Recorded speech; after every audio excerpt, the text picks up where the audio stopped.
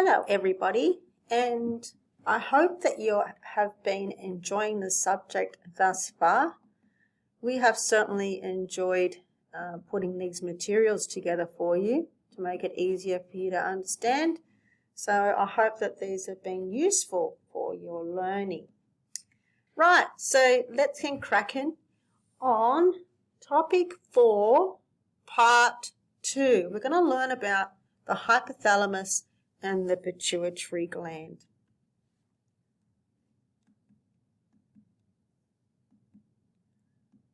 Don't forget, you need answers to all of these learning objectives. Right, let me put myself where I'm not in the way. The hypothalamus and the pituitary gland. Where is it? So can you see here in this part of the brain towards the middle? Okay, here is the hypothalamus and here is the pituitary gland.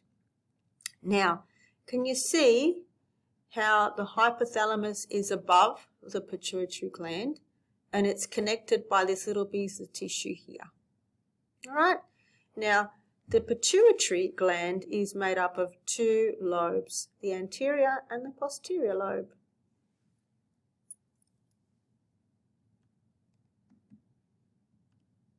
Now, we're going to start learning about hormones from the get-go, okay, to make this a little bit easier for you to understand. The first hormone that we're going to learn about is growth hormone. So what we need to understand first of all is that the hypothalamus is a part of the brain that makes new hormones. So here is the hypothalamus. The hypothalamus releases growth hormone releasing hormone. So can you see here in the hypothalamus, we actually have some blood vessels underneath it. We've got blood vessels coming in and blood vessels coming back out again. So let's have a look at the first step. The hypothalamus releases growth hormone releasing hormone. That's this green one here. There we go.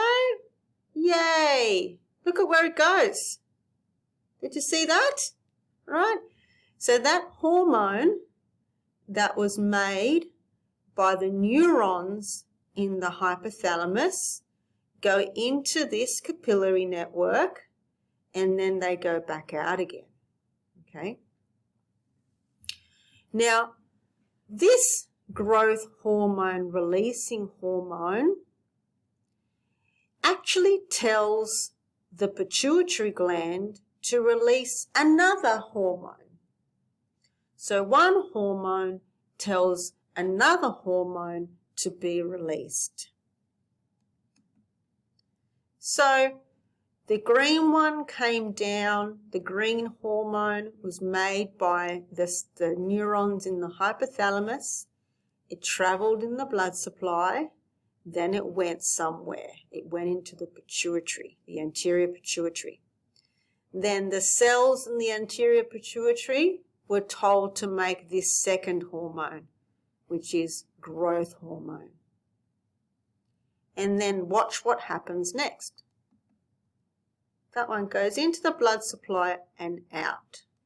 So you've got one hormone, which is the green one, travelling, going here, and then this green one tells other cells to make another hormone, and then it comes into here and out. So blood goes in and blood goes back out again. So that is how growth hormone is released. The hypothalamus tells the anterior pituitary what to do. Let's have a look at the next one. The hypothalamus can tell the anterior pituitary what to release, but the hypothalamus can also tell the pituitary gland to stop releasing something. So the hormone that we're going to look at now is called somatostatin. Here we go. Let's release him. He will go to the anterior pituitary. Now, when this hormone is released, the pituitary gland, the anterior pituitary, stops releasing growth hormone. So, you have the hypothalamus telling the anterior pituitary what to release, and you also have the hypothalamus telling the anterior pituitary what not to release. Okay, so there are two different ways that this can work.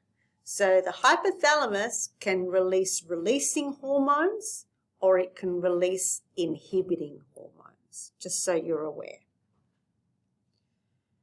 Okay, let's move on to the next one. So we've learned about growth hormone.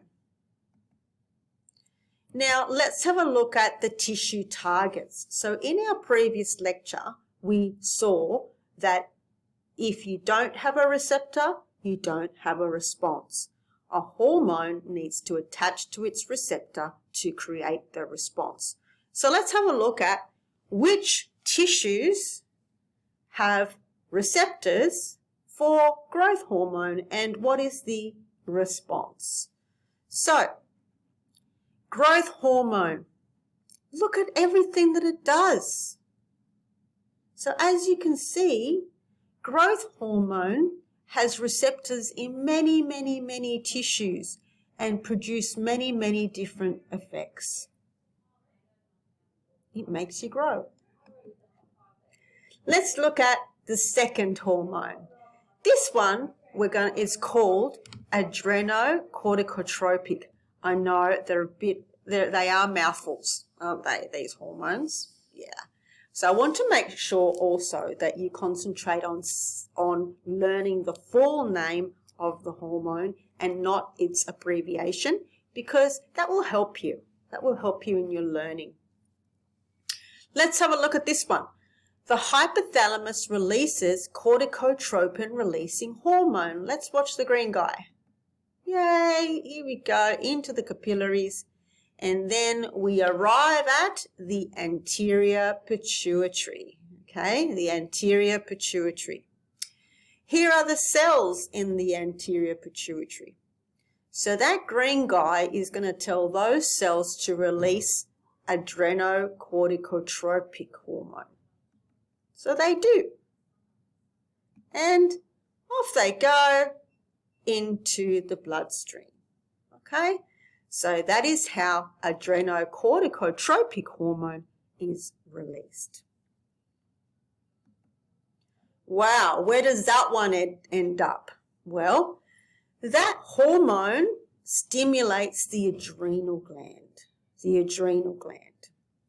So, and that hormone, so adrenocorticotropic hormone stimulates the adrenal gland to release glucocorticoids. And so these hormones are designed to help you cope with stress. So we saw that the adrenal glands sit like a party hat on top of your kidney. But what you need to understand is there are two parts to the adrenal glands. You've got the inside, which is called the medulla, and you've got the outside, which is called the cortex. Now, each part releases a different thing, okay? So if you look here, okay, the medulla releases these. The cortex releases these, all right? So just for your understanding, I don't want you to memorize all of these. All I want you to understand at this point is that the adrenocorticotropic hormone stimulates the adrenal gland to release hormones, and that the adrenal gland has two parts and they both release different hormones, okay? We have already seen aldosterone. Remember, that's our salt saver. Cortisol we've seen before. We haven't. I think we've seen these two in BMS 165. Let's learn about another hormone. This one is called thyroid stimulating hormone. So here we are up at the hypothalamus again. It releases thyrotropin releasing hormone to the anterior pituitary. Cells there make thyroid stimulating hormone and then put it into the blood supply and out it goes. Right, where does thyroid hormone go? So where are the receptors for that hormone? So we have receptors for thyroid hormone virtually on every cell in the body, and these are the effects of thyroid hormone. Okay? Something to be aware of, when you say thyroid hormone, you're actually referring to two: thyroxine and triothyroxine. I'm going to have to check my spelling on that one. Okay, just something to be aware of. Let's look at another hormone. Let me move myself out of the way. Now we're going to look at follicle stimulating hormone and luteinizing hormone. Now these are both released. Here we go. The hypothalamus releases gonadotropin releasing hormone, travels down to the anterior pituitary, and then in the anterior pituitary, these two hormones are released at once. Yep, they both are released together. So as you can see here, I've added another box to my drawing. So this box represents the hypothalamus. This box represents the anterior pituitary. Let's have a look at the targets, tissue targets for follicle stimulating hormone and luteinizing hormone. So these hormones are to do with reproduction.